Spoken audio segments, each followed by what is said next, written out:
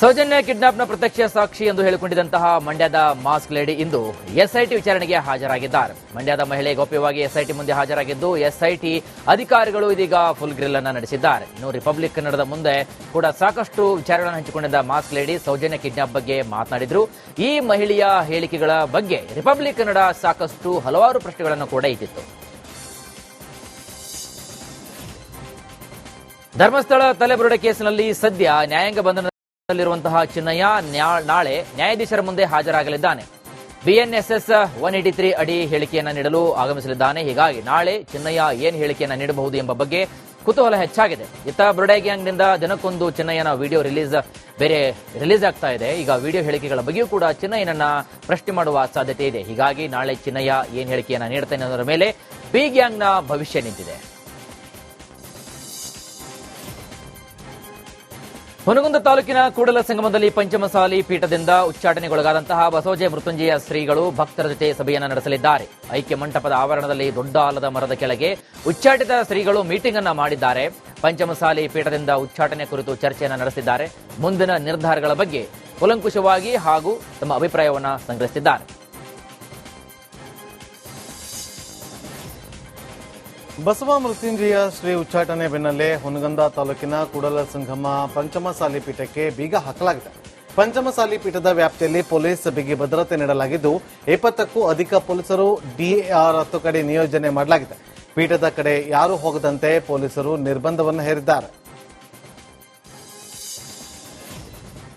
ದಸರಾ ಉದ್ಘಾಟಿಸಿ ಮಾತನಾಡಿದಂತಹ ಲೇಖಕಿ ಬಾನು ಮುಷ್ತಾಕ್, ನಾನು ಇದುವರೆಗೂ ಕೂಡ ಸುಮಾರು ಕಾರ್ಯಕ್ರಮಗಳನ್ನು ನಡೆಸಿದ್ದೇನೆ, ಆಹ್ವಾನಿತಳಾಗಿದ್ದೇನೆ ಮತ್ತು ಭಾಗವಹಿಸಿದ್ದೇನೆ ಕೂಡ. ನಾನು 100 ಬಾರಿ ದೀಪಗಳನ್ನು ಬೆಳಗಿದ್ದೇನೆ, ಅನೇಕ ಬಾರಿ ಪುಷ್ಪಾರ್ಚನೆಯನ್ನು ಕೂಡ ನಾನು ಮಾಡಿದ್ದೇನೆ, ಮಂಗಳಾರತಿಗಳನ್ನು ಕೂಡ ಸ್ವೀಕರಿಸಿದ್ದೇನೆ. ಈಗಂತ ಬುಕರ್ ಪ್ರಶಸ್ತಿ ವಿಜೇತೆ ಲೇಖಕಿ ಬಾನು ಮುಷ್ತಾಕ್ ಹೇಳಿದ್ರು. ಈ ಮೂಲಕ ಟೀಕಾಕಾರರಿಗೆ ತಿರುಗೇಟು ಕೂಡ ನೀಡಿದ್ದಾರೆ. ನಾವು ಹಗೆಗಳಿಂದ ಅಲ್ಲ, ಪ್ರೀತಿ ವಿಶ್ವಾಸದಿಂದ ಬದುಕನ್ನು ಅರಳಿಸಬೇಕು ಅಂತ ಮಾತನಾಡಿದ್ದಾರೆ. ನಾನು 100 ಸಾರಿ ದೀಪಗಳನ್ನ ಬೆಳಗಿದ್ದೀನಿ, ನಾನು 100 ಸಾರಿ ಪುಷ್ಪಾರ್ಚನೆಯನ್ನು ಕೂಡ ಮಾಡಿದ್ದೀನಿ, ಮಂಗಳಾರತಿಯನ್ನು ಕೂಡ ಸ್ವೀಕರಿಸಿದ್ದೀನಿ. ನನಗೆ ಹೊಸದಲ್ಲ ಇದು. ಆದರೆ ಇದರ ಬಗ್ಗೆ ನಾಳೆ ಬಹುಶಃ ಒಂದು ಕನ್ನಡ ಪುಸ್ತಕ ಪ್ರಾಧಿಕಾರದಿಂದ ಬುಕರ್ ಬಾನು ಬದುಕು ಬರಹ ಅನ್ನತಕ್ಕಂಥ ಒಂದು ಪುಸ್ತಕ ಪ್ರಕಟ ಆಗ್ತಾ ಇದೆ. ಅದರಲ್ಲಿ ನನ್ನ ಆತ್ಮಕಥೆಯ ಒಂದು ಭಾಗ ಪ್ರಕಟ ಆಗಿದೆ. ನನ್ನ ಮತ್ತು ಈ ಹಿಂದೂ ಧರ್ಮದ ಸಂಬಂಧ ಬಾಂಧವ್ಯ ಹೇಗೆ ಇದೆ ಅನ್ನೋದ್ರ ಬಗ್ಗೆ ಅದನ್ನು ನನ್ನ ಆತ್ಮಕಥೆಯಲ್ಲಿ ಬರೆದಿದ್ದೀನಿ. ಅದು ನಾಳೆ. ಮೈಸೂರು ದಸರಾ ಉದ್ಘಾಟನಾ ಸಮಾರಂಭದಲ್ಲಿ ಮಾತನಾಡಿದ್ದ ಮುಖ್ಯಮಂತ್ರಿ ಸಿದ್ದರಾಮಯ್ಯ ಅವರು ಬಾನು ಮುಷ್ತಾಕ್ ಅವರನ್ನ ವಿರೋಧ ಮಾಡಿದವರ ವಿರುದ್ಧ ಗುಡುಗಿದ್ದಾರೆ. ಬಾನು ಮುಷ್ತಾಕ್ ಹುಟ್ಟಿನಿಂದ ಮುಸ್ಲಿಂ ಆಗಿರಬಹುದು, ಆದರೆ ಬಾನು ಮುಷ್ತಾಕ್ ಅವರು ಮನುಷ್ಯರು. ಧರ್ಮದ ಆಧಾರದಲ್ಲಿ ಮನುಷ್ಯರನ್ನ ದ್ವೇಷಿಸಬಾರದು. ಧರ್ಮದ ಆಧಾರದಲ್ಲಿ ದ್ವೇಷಿಸೋದು ಮನುಷ್ಯತ್ವ ಅಲ್ಲ ಅಂತ ವಿರೋಧಿಗಳಿಗೆ ಟಕ್ಕರನ್ನ ಕೊಟ್ಟಿದ್ದಾರೆ. ಶ್ರೀರಂಗಪಟ್ಟಣದಲ್ಲಿ ಹೈದರಾಲಿ ಟಿಪ್ಪು ದಸರಾ ಕೂಡ ದಸರಾ ಆಚರಿಸಿದ್ರು. ಈ ಇತಿಹಾಸ ಎಲ್ಲರಿಗೂ ಗೊತ್ತಿರಬೇಕು ಅಂತ ಸಿಎಂ ಕುಟುಕಿದ್ದಾರೆ. ದಿನ ಅಂತಾರಾಷ್ಟ್ರೀಯ ಬೂಕರ್ ಪ್ರಶಸ್ತಿ ವಿಜೇತರಾದಂತ ಶ್ರೀಮತಿ ಬಾನು ಮುಷ್ತಾಕ್ ಅವರು ಉದ್ಘಾಟನೆ ಮಾಡಿದ್ದಾರೆ. ಬಾನು ಮುಷ್ತಾಕ್ ಅವರು ಹುಟ್ಟಿನಿಂದ ಮುಸ್ಲಿಂ ಮಹಿಳೆ ಆಗಿರಬಹುದು, ಆದರೆ ಅವರು ಮನುಷ್ಯರನ್ನ ಪ್ರೀತಿಸಬೇಕೆ ಹೊರತು ಧರ್ಮದ ಆಧಾರದ ಮೇಲೆ, ಜಾತಿಯ ಆಧಾರದ ಮೇಲೆ ದ್ವೇಷಿಸಬಾರದು.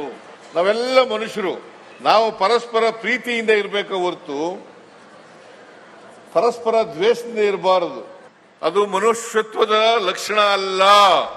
ನಾವು ಮನುಷ್ಯತ್ವ ಒಪ್ಕೊಳ್ಳೋದಾದ್ರೆ ಈ ನಾಡಿನ ಯಾವುದೇ ಧರ್ಮ, ಯಾವುದೇ ಜಾತಿ, ಯಾವುದೇ ವರ್ಗಕ್ಕೆ ಸೇರಿರ್ತಕ್ಕಂಥವರು ಕೂಡ ಇಂಥ ಪ್ರಮುಖವಾದಂತ ನಾಡ ಹಬ್ಬಗಳ ಉದ್ಘಾಟನೆಯನ್ನ ಮಾಡ್ತಕ್ಕಂಥದನ್ನ ಸ್ವಾಗತ ಮಾಡಬೇಕು. ಮೈಸೂರು ಅರಮನೆಯಲ್ಲಿ ದಸರಾ ಸಂಭ್ರಮ ಕಳೆಗಟ್ಟಿದ್ದು ಯದುವೀರ್ ಖಾಸಗಿ ದರ್ಬಾರವನ್ನ ನಡೆಸಿದರು.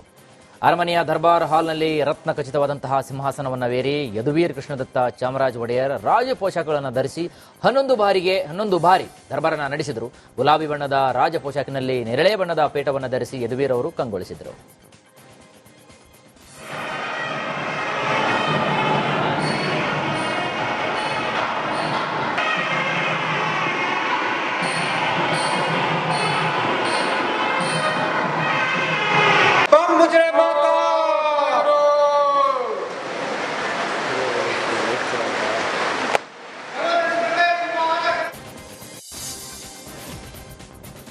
ವಿಶ್ವವಿಖ್ಯಾತ ಮೈಸೂರು ದಸರಾ ಹಿನ್ನೆಲೆ ಕುಪ್ಪಣ್ಣ ಪಾರ್ಕ್ನಲ್ಲಿ ಫ್ಲವರ್ ಶೋ ನಡೀತಾ ಇದೆ. ಈ ಫಲಪುಷ್ಪ ಪ್ರದರ್ಶನಕ್ಕೆ ಸಿಎಂ ಚಾಲನೆ ಕೊಟ್ಟಿದ್ದಾರೆ. ಮೈಸೂರಿನ ಅಂಗಳದಲ್ಲಿ ಹೂವಿನ ಲೋಕ ಗಾಂಧಿ ತಾತ ಥೀಮ್ನಲ್ಲಿ ಮೂಡಿ ಬಂದಿದೆ. 1 ಲಕ್ಷದಿಂದ 2 ಗುಲಾಬಿ ಹೂವು, ಸೇವಂತಿಗೆ ಸೇರಿದಂತೆ ವಿವಿಧ ಹೂವುಗಳಿಂದ ಗಾಂಧಿ ಮಂಟಪ ಸಿದ್ಧತೆ ಮಾಡಲಾಗಿದೆ. ದಂಡಿಯಾತ್ರೆ, ಗಾಂಧೀಜಿ ಚರಕದಲ್ಲಿ ನೂಲು ನೇಯುತ್ತಿರುವ ಚಿತ್ರಗಳ ಅನಾವರಣ ಮಾಡಲಾಗಿದೆ. ಅಕ್ಟೋಬರ್ 2ರವರೆಗೆ ಸಾರ್ವಜನಿಕರ ವೀಕ್ಷಣೆಗೆ ಅನುಮತಿ ನೀಡಲಾಗಿದೆ.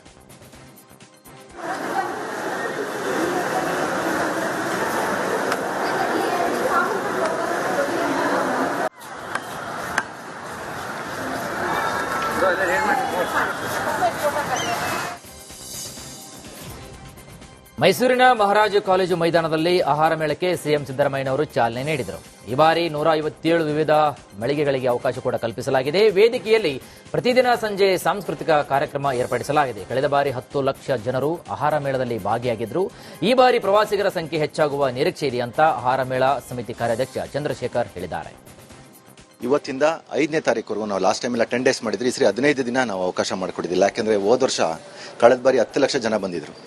ಹಾಗಾಗಿ ಈ ಬಾರಿ ಜನ ನಿರೀಕ್ಷೆ ಜಾಸ್ತಿ ಇರೋದ್ರಿಂದ ನಾವು 100 ಮಧುರೈ ಫುಡ್ಸ್ನವ್ರು ಬಂದಿದ್ದಾರೆ. ಮಧುರೈದು ಏನಂದ್ರೆ ವಿತೌಟ್ ಎನಿ ನೀರೇ ಬಳಸ್ತಲೇ ಬರೀ ಡ್ರೈ ಐಟಮ್ ಅಲ್ಲೇ ಫುಡ್ ಅನ್ನ ಪ್ರಿಪೇರ್ ಮಾಡಿ ರಾಜ್ಯ ಮಟ್ಟದಲ್ಲಿ ಮತ್ತೆ ಜಿಲ್ಲಾ ಮಟ್ಟದಲ್ಲಿ ಗೆದ್ದಂತ ಶಾಲಾ ಮಕ್ಕಳೇನು ಪ್ರತಿಭಾ ಕಾರಂಜಿಯಲ್ಲಿ ಗೆದ್ದಿದ್ದಾರೆ ಅವ್ರು ನಾವು ಮಕ್ಕಳನ್ನ ಕರ್ಕೊಂಬಂದು ನಾವು ಇಲ್ಲಿ ಪ್ರೋಗ್ರಾಮ್ ಮಾಡಿಸ್ತಾ ಇದೀವಿ ಸಂಜೆಗೆ. ಆಮೇಲೆ ಒಂದು ಭರತನಾಟ್ಯ ಸಂಸ್ಥೆ ಉಚಿತವಾಗಿ ನಾವೇ ಬಂದು ಮಾಡ್ತೀವಿ ಅಂತಿದ್ದಾರೆ. ಆಮೇಲೆ ಕೆಲವರು ನಾಟಕ ಸಂಘದವರಿದ್ದಾರೆ, ಆರ್ಕೆಸ್ಟ್ರಾದವರು, ನಾವು ಉಚಿತವಾಗಿ ನಮ್ಗೆ ಪ್ರತಿಭೆಗೆ ಅವಕಾಶ ಆಗಿಲ್ಲ ಅಂತ. ಈ ಕೆಲವು ಫಿಲಂ ಪ್ರಮೋಷನ್ ಅವರಿದ್ದಾರೆ, ನಾವು ಬರ್ತೀವಿ ನಮಗೂ ಅವಕಾಶ ಮಾಡಿಕೊಡಿ, ನಮ್ಮ ಫಿಲಂ ಬಗ್ಗೆ ಪ್ರಮೋಷನ್ ಮಾಡ್ತೀವಿ ಅಂದಿದ್ದಾರೆ. ಅವರೆಲ್ಲ ಬರೋದ್ರಿಂದ ರಾಜ್ಯದ 2ನೇ ಅತಿ ದೊಡ್ಡ ಶಿವಮೊಗ್ಗ ದಸರಾ ಮಹೋತ್ಸವಕ್ಕೆ ಮಲೆನಾಡು ಶಿವಮೊಗ್ಗ ಸಜ್ಜಾಗಿದೆ. ಈ ಬಾರಿ ಉದ್ಘಾಟನೆಯನ್ನ ನಿವೃತ್ತ ಲೆಫ್ಟಿನೆಂಟ್ ಸೋಮಶೇಖರ್ ಅವರು ನೆರವೇರಿಸಿದರು. ಕೋಟೆ ಶ್ರೀ ಚಂಡಿಕಾ ದುರ್ಗಾ ಪರಮೇಶ್ವರಿ ದೇವಸ್ಥಾನದಲ್ಲಿ ಶಿವಮೊಗ್ಗ ದಸರಾಗೆ ಚಾಲನೆ ಕೊಡಲಾಯಿತು. ಶಿವಮೊಗ್ಗದಲ್ಲಿ ಬೆಳ್ಳಿ ಅಂಬಾರಿ ಮೆರವಣಿಗೆ ನಡೆಯಲಿದೆ. ಇಂದಿನಿಂದ ಅಕ್ಟೋಬರ್ 2ರವರೆಗೆ ಶಿವಮೊಗ್ಗ ದಸರಾ ಅದ್ದೂರಿಯಾಗಿ ನಡೆಯಲಿದೆ.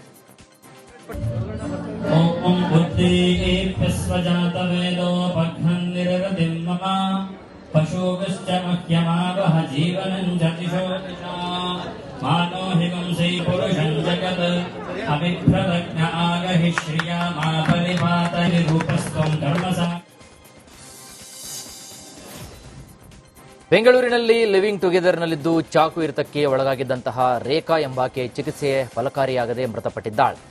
ಮೃತ ರೇಖಾ ಲೋಕೇಶ್ ಎಂಬಾತನ ಜೊತೆಗೆ ಲಿವಿಂಗ್ ರಿಲೇಶನ್ಶಿಪ್ನಲ್ಲಿದ್ಲು. ರೇಖಾ ತೇಲವನ್ನ ಹೆಂಗಿಸಿ ಲೋಕೇಶ್ ಚಾಕುವನ್ನ ಇರಿದಿದ್ದಾನೆ. ಇದೀಗ ತೀವ್ರ ರಕ್ತಸ್ರಾವ ಹಿನ್ನೆಲೆ ಚಿಕಿತ್ಸೆ ಫಲಿಸದೆ ರೇಖಾ ಮೃತಪಟ್ಟಿದ್ದಾಳೆ.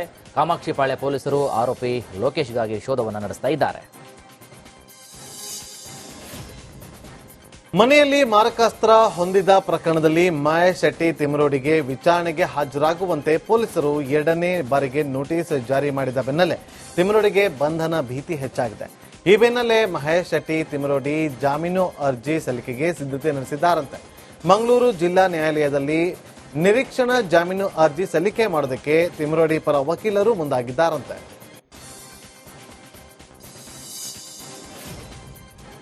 ಧರ್ಮಸ್ಥಳ ತಲೆಬುರುಡೆ ಪ್ರಕರಣದಲ್ಲಿ ಬೆಳ್ತಂಗಡಿ ಎಸ್ಐಟಿ ಕಚೇರಿಯಲ್ಲಿ ದೂರುದಾರ ಜಯಂತ್ ವಿಚಾರಣೆಯನ್ನ ನಡೀತಾ ಇದೆ. ಇನ್ನು ಈ ವಿಚಾರಣೆ ಬಗ್ಗೆ ದೂರುದಾರ ಜಯಂತ್ ಮಾತನಾಡಿದ್ರು. ಎಸ್ಐಟಿ ಕಚೇರಿಯಲ್ಲಿ ನನ್ನ ವಿಚಾರಣೆ ನಡೆದಿದೆ. ಬೆಳಗ್ಗೆ 10 ಗಂಟೆಗೆ ಹೋದರೆ ಬರುವಾಗ ರಾತ್ರಿ 10 ಗಂಟೆ ಆಗ್ತಿತ್ತು. ಹೋರಾಟಗಾರರಿಂದ ಮಾಹಿತಿಯನ್ನು ಪಡೆದು ಷಡ್ಯಂತ್ರ ಆಗಿದೆಯಾ ಅಂತ ತನಿಖೆ ಮಾಡ್ತಿದ್ರು. ದೇವಸ್ಥಾನದ ವಿರುದ್ಧ ನಾನು ಯಾವುದೇ ರೀತಿಯಾದಂತಹ ಷಡ್ಯಂತ್ರವನ್ನು ಮಾಡಿಲ್ಲ. ತನಿಖೆಗೆ ಎಲ್ಲಾ ರೀತಿಯಿಂದ ಸಹಕಾರವನ್ನು ಕೊಟ್ಟಿದ್ದೇನೆ ಅಂತ ಹೇಳಿದರು. ಯಾವ ರೀತಿಯಲ್ಲಿ ಷಡ್ಯಂತ್ರ ಕೆಲಸ ಮಾಡೂ ಇಲ್ಲ. ಅದೊಂದಿಷ್ಟು ಜನ ರಾಜಕೀಯ ವ್ಯಕ್ತಿಗಳು ಅವರ ಲಾಭಕ್ಕೋಸ್ಕರ ದೇವಸ್ಥಾನದ ಹೆಸರಿನಲ್ಲಿ ದೇವಸ್ಥಾನ ಹೆಸರು ಅವರು ತೇಜೋವಧೆ ಮಾಡ್ತಾ ಇದ್ದಾರೆ. ನಾನು ಈ ಹಿಂದೆನೇ ಹೇಳಿದ್ದೀನಿ, ಆ ಅಣ್ಣಪ್ಪ ಸ್ವಾಮಿ ಮಂಜುನಾಥ ಸ್ವಾಮಿ ನಮ್ಮನ್ನು ಇಳಿಸಿರೋದು ಈ ಹೋರಾಟಕ್ಕೆ. ಅದನ್ನು ಎಷ್ಟೋ ಸರಿ ಹೇಳಿದೆ. ಆದರೂ ಇವರು ಇಲ್ಲ, ಎಲ್ಲಾ ಕಡೆನೂ ದೇವಸ್ಥಾನ ಹೆಸರನ್ನು ಇವತ್ತೀತಾ ಇದ್ದಾರೆ, ದೇವಸ್ಥಾನ ತೇಜೋವಧೆ ಆಗ್ತಾ ಇದೆ ಎಂಬ ಒಂದು ಸುಳ್ಳು ಆರೋಪವನ್ನು ನಮ್ಮ ಮೇಲೆ ಮಾಡ್ತಾ ಇದ್ರು. ಅದು ಅಲ್ಲದೆ ಭೀಮಾ ಅಗಿಯೋ ಕಡೆ ಎಲ್ಲ ಯಾವುದೇ ಮೆಟೀರಿಯಲ್ ಸಿಗ್ತಾ ಇಲ್ಲ, ಅವನು ಸುಳ್ಳು ಹೇಳಿರೋದು, ಅವನ್ನು ಇಲ್ಲಿಂದ ಕರ್ಕೊಂಡು ಬಂದಿರೋದು, ಬುರುಡೆಯನ್ನ ಮೆಡಿಕಲ್ ತಂದಿರೋದು, ಅಲ್ಲ ಎಲ್ಲ ಲ್ಯಾಬಿನ್ ತಂದಿರೋದು, ಈ ರೀತಿ ಎಲ್ಲ ತುಂಬಾ ಅಪಪ್ರಚಾರಗಳಾಗ್ತಾ ಇತ್ತು. ಅದರ ಒಂದು ತನಿಖೆ ಇತ್ತು. ಆ ತನಿಖೆಗೆ ನಾನೆಲ್ಲದಕ್ಕೂ ಸಹಕಾರ ಕೊಟ್ಟಿದ್ದೀನಿ ಅವರಿಗೆ. ಅಷ್ಟೊತ್ತಿಗೆ ಕಚೇರಿಗೆ ಹೋದ್ರೆ 10 ಗಂಟೆ ತನಕ ಕೂರಿಸಿ 10 ಗಂಟೆ ತನಕ ಅವರು ವರದಿ ಮಾಡಿ ಅವ್ರನ್ನ ಕಳಿಸ್ತಾ ಇದ್ರು.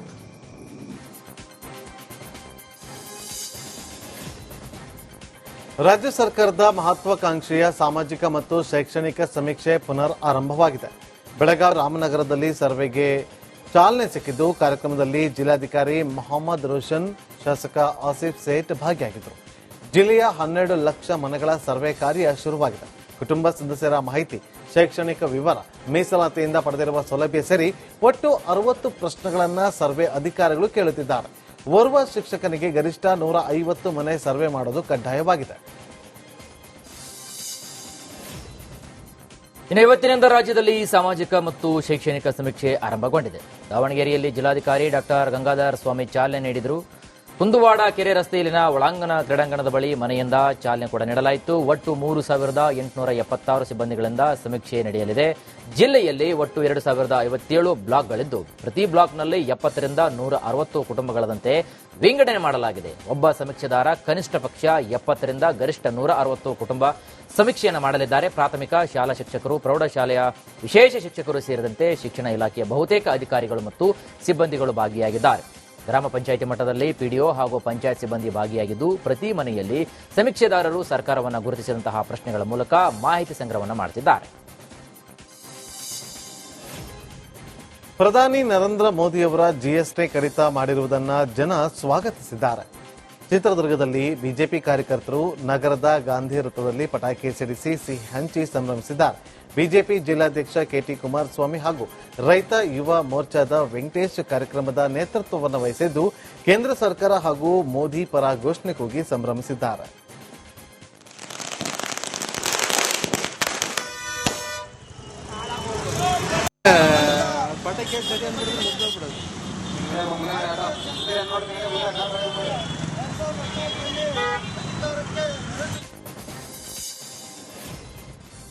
ಮಂಡ್ಯದ ಗಂಡು ಅಂಬರೀಷ್ಗೆ ಕರ್ನಾಟಕ ರತ್ನ ಪ್ರಶಸ್ತಿಯನ್ನ ಕೊಡಬೇಕು ಅಂತ ಅಭಿಮಾನಿಗಳು ಮನವಿಯನ್ನ ಮಾಡಿದ್ದಾರೆ. ಅಖಿಲ ಕರ್ನಾಟಕ ಅಂಬರೀಷ್ ಅಭಿಮಾನಿಗಳು ಫಿಲ್ಮ್ ಚೇಂಬರ್ಗೆ ಮನವಿ ಮಾಡಿದ್ರು.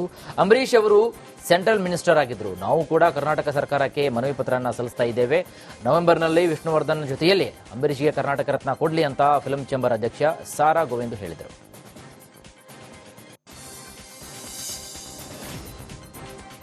ರಸ್ತೆ ಗುಂಡಿಯಿಂದ ಬೆಂಗಳೂರು ಮಾನ ಹರಾಜಾಗ್ತಾ ಇದೆ. ರಸ್ತೆ ಗುಂಡಿ ವಿಚಾರದಲ್ಲಿ ಸರ್ಕಾರ ಮುಜುಗರಕ್ಕೊಳಗಾಗಿದೆ. ನಿರೀಕ್ಷಿತ ರಸ್ತೆ ಒದಗಿಸೋದಕ್ಕೆ ಸರ್ಕಾರ ಬದ್ಧವಾಗಿದೆ ಎಂದು ಡಿಸಿಎಂ ಡಿಕೆ ಶಿವಕುಮಾರ್ ಪೋಸ್ಟ್ ಮಾಡಿದ್ದಾರೆ. ತಮ್ಮ ಎಕ್ಸ್ ಖಾತೆಯಲ್ಲಿ ಬೆಂಗಳೂರು ಜನರಿಗೆ ಡಿಸಿಎಂ ಡಿಕೆ ಶಿವಕುಮಾರ್ ಭರವಸೆ ನೀಡಿದ್ದಾರೆ. ಬೆಂಗಳೂರಿನ ವಿವಿಧ ವಲಯಗಳಲ್ಲಿ ಗುಂಡಿ ಮುಚ್ಚುವ ಕೆಲಸ ನಡೆಯುತ್ತಿದೆ. ವೇಗ ಮತ್ತು ಗುಣಮಟ್ಟದ ಕಡೆಗೆ ಗಮನ ಕೊಡಲಾಗಿದೆ ಅಂತ ಡಿಕೆ ಶಿವಕುಮಾರ್ ಅವರು ಪೋಸ್ಟ್ ಮಾಡಿದ್ದಾರೆ.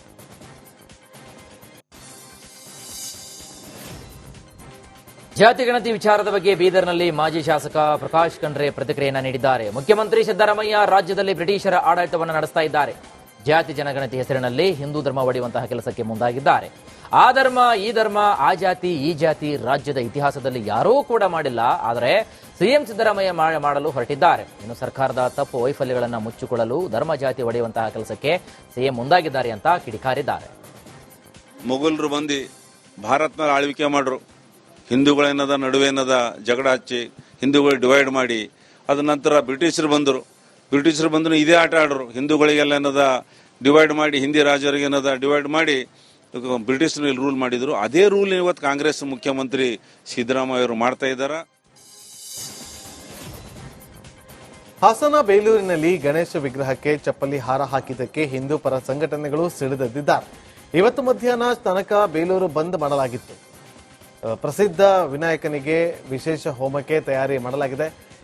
ದೇವಾಲಯದ ಅಧ್ಯಕ್ಷ ಮತ್ತು ಪ್ರಕರಣದ ದೂರುದಾರ ವಿರೂಪಾಕ್ಷ ಈ ಬಗ್ಗೆ ಮಾಹಿತಿ ಕೊಟ್ಟಿದ್ದಾರೆ.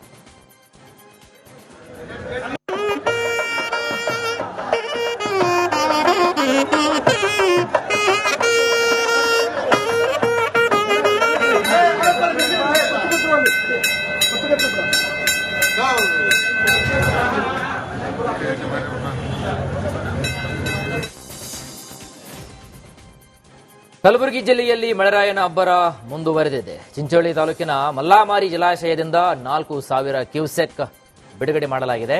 ಈಗ ಹಳ್ಳಿಗಳಿಗೆ ಸಂಪರ್ಕ ಕಲ್ಪಿಸುವಂತಹ ಬೃಹತ್ ಸೇತುವೆ ಮುಳುಗಡೆಯಾಗಿದ್ದು ವಾಹನ ಸವಾರರು ಪರದಾಡ್ತಾ ಇದ್ದಾರೆ. ಸೇತುವೆ ಮೇಲೆ 2 ಅಡಿಗೂ ಕೂಡ ಹೆಚ್ಚಿನ ನೀರು ಹರಿತಾ ಇದ್ದು ಸವಾರರು ಹರಿಯುವಂತಹ ನೀರಿನಲ್ಲಿ ಸೇತುವೆಯನ್ನು ದಾಟ್ತಾ ಇದ್ದಾರೆ.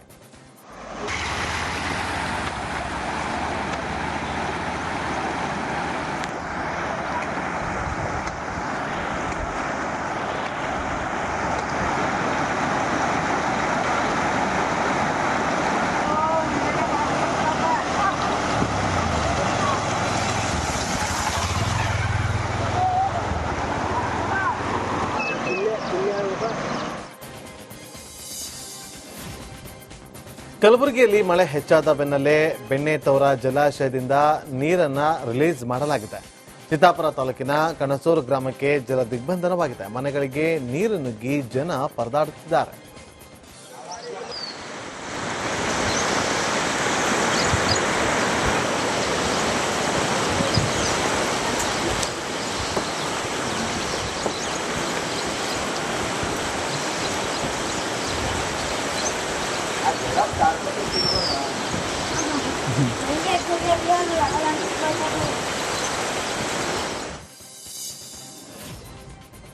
ಕಲಬುರಗಿ ಜಿಲ್ಲೆಯಾದ್ಯಂತ ಧಾರಾಕಾರ ಮಳೆಯಾಗ್ತಾ ಇದೆ.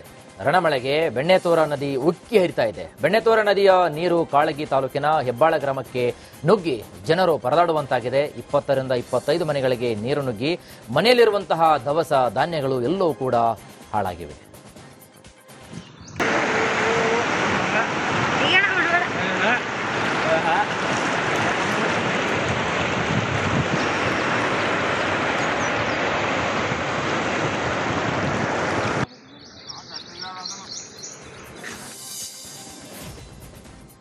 ಮಳೆಯಿಂದ ಮನೆಗೋಡೆ ಕುಸಿದು ಯುವತಿ ಸಾವನ್ನಪ್ಪಿದ ಘಟನೆ ಕಲಬುರಗಿಯ ಎಡ್ರಾಮಿ ಪಟ್ಟಣದಲ್ಲಿ ನಡೆದಿದೆ.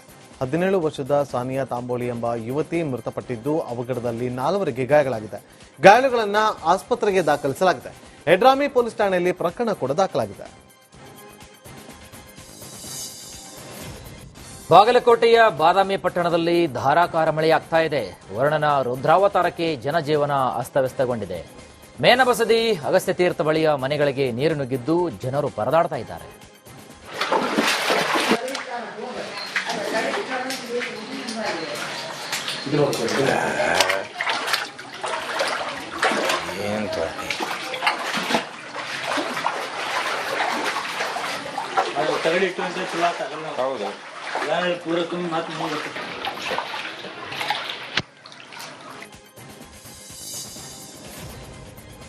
ಭಾರೀ ಮಳೆಗೆ ಸಂಪೂರ್ಣವಾಗಿ ಗಡಿನಾಡು ಬೀದರ್ ನಲುಗಿ ಹೋಗಿದೆ. ಅಪಾರ ಪ್ರಮಾಣದ ಬೆಳೆ ಕಳೆದುಕೊಂಡು ರೈತರು ಸಂಕಷ್ಟಕ್ಕೆ ಸಿಲುಕಿದ್ದಾರೆ. ನಾಡ ಹಬ್ಬ ದಸರಾ ಒಳಗಾಗಿ ಬೆಳೆ ಕಳೆದುಕೊಂಡ ರೈತರಿಗೆ ಬೆಳೆ ಪರಿಹಾರ ನೀಡಬೇಕು ಸರ್ಕಾರ.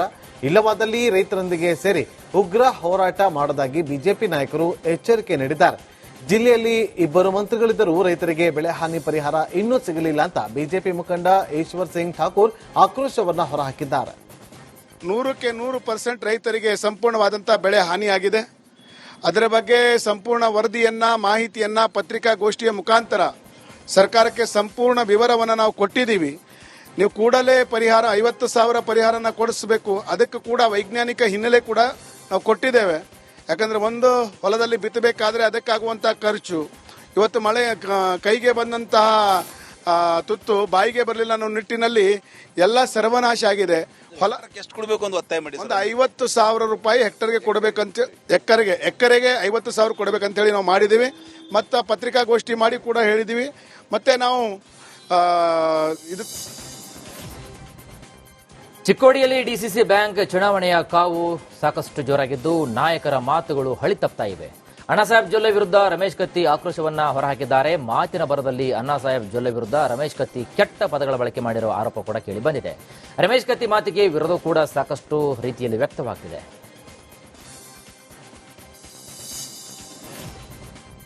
ಪ್ರಧಾನಿ ನರೇಂದ್ರ ಮೋದಿ ಅವರು ಅರುಣಾಚಲ ಪ್ರದೇಶಕ್ಕೆ ಭೇಟಿ ನೀಡಿದ್ದಾರೆ.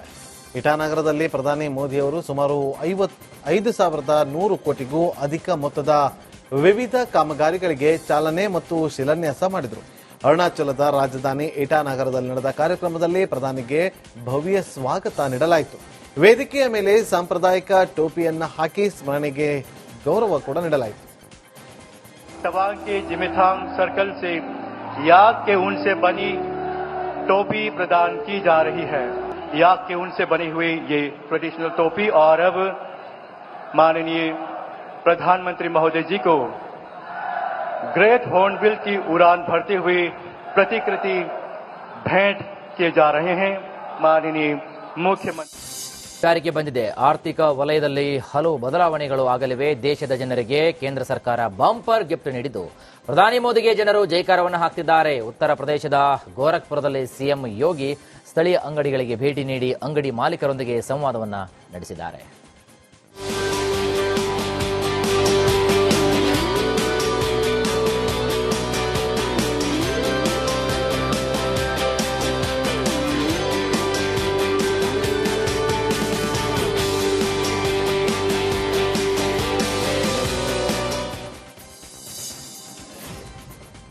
ಗುಜರಾತ್ನ ಪೋರಬಂದರ್ ಸುಭಾಷ್ ನಗರ ಜೆಟ್ಟಿಯಲ್ಲಿ ಲಂಗರು ಹಾಕಿದ್ದ ಹಡಗಿನಲ್ಲಿ ಬೆಂಕಿ ಕಾಣಿಸಿಕೊಂಡಿತ್ತು. ಘಟನಾ ಸ್ಥಳಕ್ಕೆ ಅಗ್ನಿಶಾಮಕ ದಳ ಸಿಬ್ಬಂದಿ ಆಗಮಿಸಿ ಬೆಂಕಿಯನ್ನು ನಂದಿಸಿದ್ದಾರೆ. ಎಚ್ಆರ್ಎಂ ಅಂಡ್ ಸನ್ಸ್ಗೆ ಸೇರಿದ ಹಡಗಿನಲ್ಲಿ ಅಕ್ಕಿ ಮತ್ತು ಸಕ್ಕರೆ ತುಂಬಿದ್ದರಿಂದ ಬೆಂಕಿ ತೀವ್ರಗೊಂಡಿತ್ತು.